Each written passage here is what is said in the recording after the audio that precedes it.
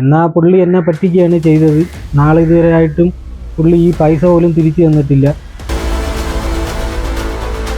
ഈ പൈസ അയച്ചു കൊടുത്തതിൻ്റെ പേരിൽ പുള്ളി എനിക്കൊരു ജോബ് ലെറ്റർ തന്നു. ഈ ജോബ് ലെറ്റർ നമ്മൾ നെറ്റിൽ ഗൂഗിളിൽ സെർച്ച് ചെയ്തപ്പോൾ വ്യാജമാണെന്നുള്ള മനസ്സിലായി. അവിടെ അങ്ങനെ ഒരു ജോലിയും ഇല്ല. ഈ കടയിൽ നിന്ന് ആർക്കും ഇതുവരെ ഒരു ജോബ് ലെറ്ററും കൊടുത്തിട്ടില്ല എന്നാണ് പറഞ്ഞത്. ഇത് ഫേക്ക് ആയിട്ടുള്ള ജോബ് ലെറ്ററാണ്, ഇയാൾ ആരോ പറ്റിച്ചിരിക്കുകയാണെന്നുള്ളത് പറഞ്ഞു. 25 ലക്ഷം രൂപ ചിലവാക്കേണ്ടി വന്നാലും സുപ്രീം കോടതി വരെ പോകേണ്ടി വന്നു കഴിഞ്ഞാലും നിൻ്റെ 3.5 ലക്ഷം രൂപ തരത്തില്ലെന്നാണ് പുള്ളി പറയുന്നത്. പുള്ളിക്ക് ബ്രിട്ടണിൽ ഇരുന്നുകൊണ്ട് നമ്മളെ നാട്ടിലെ രാജ്യത്തുള്ള നിയമവ്യവസ്ഥയെ വെല്ലുവിളിക്കുന്നൊരു പ്രവണതയാണ് പുള്ളി കാണിച്ചു വരുന്നത്.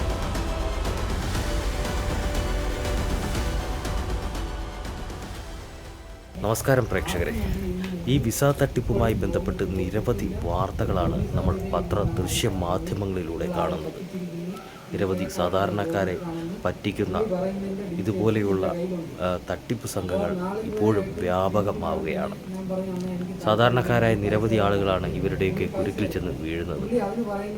ഇതൊക്കെ ഇവിടെ പറയാനുണ്ടായ കാരണമെന്ന് പറയുന്നത്, ഞാനിപ്പോൾ നിൽക്കുന്നത് കൊല്ലം ജില്ലയിലെ പരവൂർ എന്ന് പറയുന്ന ഒരു സ്ഥലത്താണ്. ഇവിടെ അഭിലാഷ് എന്ന് പറയുന്ന ഒരു യുവാവിനെ UK വിസ നൽകാമെന്ന വ്യാജേനെ ഇല്ലാത്ത ജോബ് ലെറ്റർ തയ്യാറാക്കി ഇദ്ദേഹത്തിന് കൊടുത്തു. ഇദ്ദേഹത്തിൻ്റെ കയ്യിൽ നിന്ന് ഒരു 3.5 ലക്ഷം രൂപ തട്ടിയെടുത്തു. മുഴുവൻ 12 ലക്ഷം രൂപയാണ് ആവശ്യപ്പെട്ടത്. അതിൻ്റെ ആദ്യ ഗഡു എന്ന നിലയിൽ ഒരു 3.5 ലക്ഷം രൂപ അത്യാവശ്യമായി വേണം എന്ന് പറയുകയും പിന്നീട് ഇദ്ദേഹം കൊണ്ടു കൊടുക്കുകയും ചെയ്തു. പിന്നീട് അതിനുശേഷം അദ്ദേഹത്തിന് ഒരു ജോബ് ലെറ്റർ കൊടുത്തു. ആ ജോബ് ലെറ്റർ ഇദ്ദേഹം UK പല ഗ്രൂപ്പുകളിലേക്കും അയക്കുകയും പിന്നീടാണ് ഇത് മനസ്സിലായത്. അവിടെ നിന്നൊക്കെ ലഭിച്ച വിവരത്തിൻ്റെ അടിസ്ഥാനത്തിലാണ് മനസ്സിലായത് ഇതൊരു തട്ടിപ്പ് സംഘമാണെന്ന്. വീടിൻ്റെ സമീപത്ത് തന്നെയുള്ള ഒരാൾ തന്നെയാണ് ഇദ്ദേഹത്തെ പറ്റിച്ചിരിക്കുന്നത്. പിന്നീട് അറിയാൻ കഴിഞ്ഞത് നിരവധി ലണ്ടനിലെ പല മാധ്യമങ്ങളിലും ഈ തട്ടിപ്പ് വീരനെതിരെ വാർത്തകൾ വന്നിട്ടുണ്ട് എന്നാണ്. നിരവധി ആളുകളെയാണ് ഇയാൾ പറ്റിച്ചിരിക്കുന്നത്. ഈ യുവാവ് പലപ്പോഴും പൈസ തിരികെ ആവശ്യപ്പെട്ട് വിളിച്ചിട്ടുണ്ട്. പക്ഷേ അയാൾ ഈ പൈസ കൊടുക്കുവാൻ തയ്യാറായിട്ടില്ല. നിരവധി പരാതികളും കൊടുത്തിട്ടുണ്ട് പലയിടത്തായി ഈ യുവാവ്. ഏതായാലും നമുക്ക് അയാളുടെ വാക്കുകൾ കേട്ടിട്ട് വരാം. എൻ്റെ പേര് അഭിലാഷ് എന്നാണ്. ഞാൻ കൊല്ലം പരവൂർ സ്വദേശിയാണ്. എനിക്ക് നടന്ന ഒരു വിസ തട്ടിപ്പ് കേസുമായിട്ട് ബന്ധപ്പെട്ട ഒരു പരാതിമേലാണ് ഞാൻ ഇപ്പം ഈ മാധ്യമത്തിന് മുന്നിൽ വന്നിരിക്കുന്നത്. അതായത് 19/7/2023 ഞാൻ ദിലീപ് എന്ന് പറയുന്ന എൻ്റെ നാട്ടുകാരനായ വീട്ടിനടുത്തുള്ള ഒരു വ്യക്തിക്ക് 3.5 ലക്ഷം രൂപ പുള്ളിയുടെ അക്കൗണ്ടിൽ അയച്ചു കൊടുത്തിട്ടുണ്ടായിരുന്നു. അതായത് അയർലാൻഡ് എന്ന് പറയുന്ന സ്ഥലത്തേക്ക് വിസ തരാമെന്നും പറഞ്ഞാണ് ആ വ്യക്തി എൻ്റെ കയ്യിൽ നിന്ന് 3.5 ലക്ഷം രൂപ തട്ടിയെടുത്തത്. എന്നാൽ നാളെ ഇതുവരെയായിട്ടും പുള്ളി എനിക്ക് ജോലിയൊന്നും തന്നിട്ടില്ല. ഞാൻ പുള്ളിക്കെതിരെ അതുകൊണ്ട് കേസ് കൊടുത്തിട്ടുണ്ട്. ഇപ്പോൾ 1 മാസമായി ഞാൻ കേസ് കൊടുത്തിട്ട്. ഈ മാസം 1-ാം തീയതിയാണ് ഞാൻ കേസ് കൊടുത്തത്. എങ്ങനെയായിരുന്നു ഈ ഒരു സംബന്ധമായി വിജയത്തിലേക്ക് എത്തിയത്? എന്ന് വെച്ചാൽ എൻ്റെ സിസ്റ്റർ UK ഉള്ളത്. അപ്പോൾ മലയാളികളുടെ ഒരുപാട് ഗ്രൂപ്പിൽ പുള്ളിയും കൂടി ഉണ്ടായിരുന്നു. ദിലീപ് എന്ന് പറയുന്ന ഈ വ്യക്തി കൂടി ഈ ഗ്രൂപ്പിലുണ്ടായിരുന്നു. അപ്പം പുറത്തു പോകാൻ ഞാൻ ഒരു ശ്രമം നടത്തിയപ്പോൾ അത് സിസ്റ്ററിനോട് പറയുകയും സിസ്റ്റർ ഈ ഗ്രൂപ്പ് വഴി അന്വേഷിക്കുകയൊക്കെ ചെയ്തപ്പോൾ അതിൽ നിന്ന് കിട്ടിയ ഒരു നമ്പറാണ് ഈ ദിലീപ് എന്ന് പറയുന്ന ഈ വ്യക്തിയുടെ. അപ്പം നമ്മൾ പുറത്തുള്ള ഒരാളിൻ്റെ കയ്യിൽ പൈസ കൊടുക്കുന്നതിന് നല്ലതല്ലേ വീട്ടിനടുത്തുള്ള ഒരു വ്യക്തിക്ക് പൈസ കൊടുത്ത് അത് മുഖാന്തരം ഒരു വിസ കിട്ടുവാണെങ്കിൽ അതല്ലേ നല്ലതെന്നാണ് നമ്മൾ ഉദ്ദേശിച്ചത്. എന്നാൽ പുള്ളി എന്നെ പറ്റിക്കുകയാണ് ചെയ്തത്. നാളെ ഇതുവരെയായിട്ടും പുള്ളി ഈ പൈസ പോലും തിരിച്ചു തന്നിട്ടില്ല. വിളിക്കാൻ പറ്റിപ്പാണെന്ന് മനസ്സിലായെന്ന് വെച്ച് കഴിഞ്ഞാൽ അയർലാൻഡിലോട്ടുള്ള ഈ വിസയ്ക്ക് നമ്മൾ പൈസ കൊടുത്തപ്പോൾ 3.5 ലക്ഷം രൂപയാണ് കൊടുത്തത്. ഇത് പുള്ളിയുടെ നാട്ടിലുള്ള അമ്മാവിയമ്മയുടെ അക്കൗണ്ടിൽ UK എൻ്റെ സിസ്റ്ററാണ് പൈസ അയച്ചു കൊടുത്തത്. ഈ പൈസ അയച്ചു കൊടുത്തതിൻ്റെ പേരിൽ പുള്ളി എനിക്കൊരു ജോബ് ലെറ്റർ തന്നു. ഈ ജോബ് ലെറ്റർ നമ്മൾ നെറ്റിൽ ഗൂഗിളിൽ സെർച്ച് ചെയ്തപ്പോൾ വ്യാജമാണെന്നുള്ള മനസ്സിലായി. കൂടാതെ അയർലാൻഡിൽ മലയാളികളുടെ ഒരു അസോസിയേഷനിൽ ഞാൻ ഈ ജോബ് ലെറ്റർ ഇട്ട് കൊടുത്തിട്ട് എനിക്കിങ്ങനെ ഒരാളൊരു ജോലി തരാമെന്ന് പറഞ്ഞിട്ടുണ്ട്.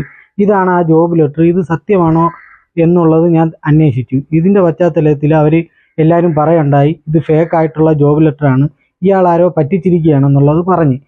ഇതുകൂടാതെ തന്നെ ഞാൻ ഈ ജോബ് ലെറ്ററിൽ തന്നെ ആ കടയുടെ ഷോപ്പിൻ്റെ നമ്പർ ഉണ്ടായിരുന്നു. അതിൽ വിളിച്ച് ഞാൻ തിരക്കി, ഈ കടയിൽ ഇങ്ങനെ ഒരു ജോലി ഉണ്ടോ, എനിക്കിങ്ങനെ ഒരാൾ നിങ്ങളുടെ കടയുടെ പേരിൽ ഒരു ജോബ് ലെറ്റർ തന്നിട്ടുണ്ടെന്ന് പറഞ്ഞു. അപ്പോൾ അയാൾ പറഞ്ഞതെന്ന് വെച്ച് കഴിഞ്ഞാൽ അവിടെ അങ്ങനെ ഒരു ജോലിയും ഇല്ല, ഈ കടയിൽ നിന്ന് ആർക്കും ഇതുവരെ ഒരു ജോബ് ലെറ്ററും കൊടുത്തിട്ടില്ല എന്നാണ് പറഞ്ഞത്. അപ്പോൾ ഇത് തട്ടിപ്പാണെന്ന് നമുക്ക് മനസ്സിലായി. അങ്ങനെയാണ് കാര്യങ്ങളിരിക്കുന്നത്.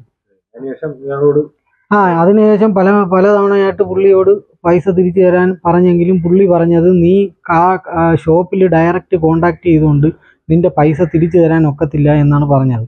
കൂടാതെ പുള്ളി വിളിച്ച് എന്നെ ഭയങ്കരമായിട്ട് ഭീഷണിപ്പെടുത്തി, ഇനി ഒരിക്കലും നിന്റെ പൈസ തിരിച്ചു തരത്തില്ല.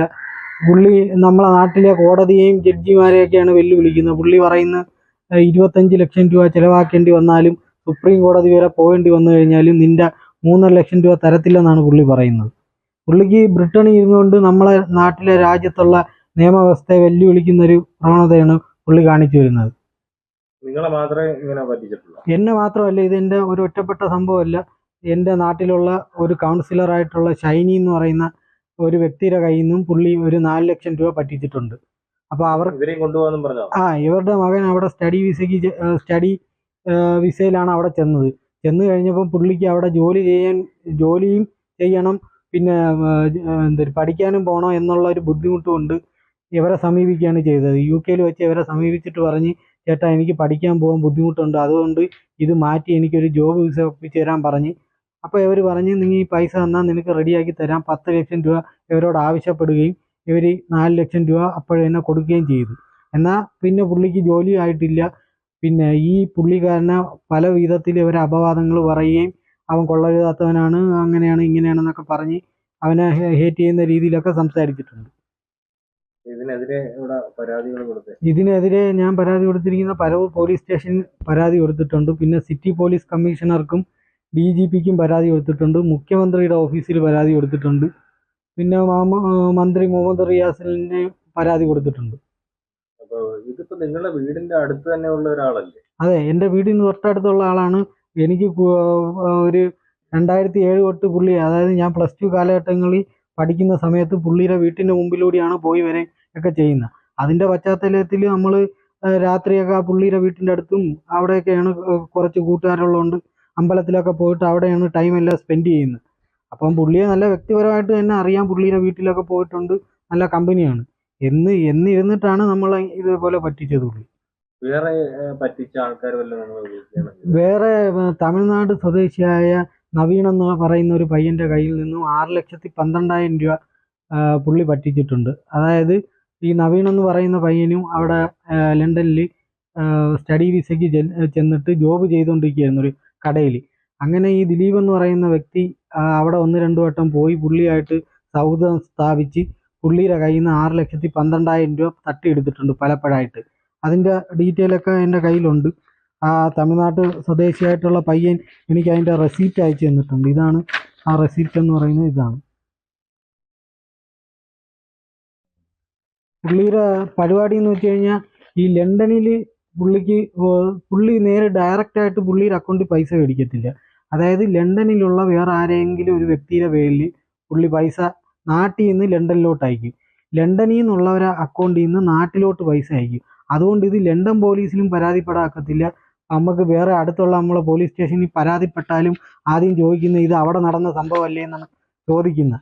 എൻ്റെ കൂടെയും പരവൂർ പോലീസ് സ്റ്റേഷനിൽ നിന്ന് ചോദിച്ചത് ഇത് ആദ്യം ഇങ്ങനെ തന്നെയാണ്, ഇത് വെളിയിൽ നടന്ന സംഭവമല്ലേ എന്ന് ചോദിച്ചു. അപ്പം ഞാൻ കാര്യങ്ങളെല്ലാം പറഞ്ഞ് മനസ്സിലാക്കിയതിൻ്റെ പശ്ചാത്തലത്തിലാണ് പരവൂർ പോലീസ് കേസെടുക്കാനായിട്ട് നിന്നത്.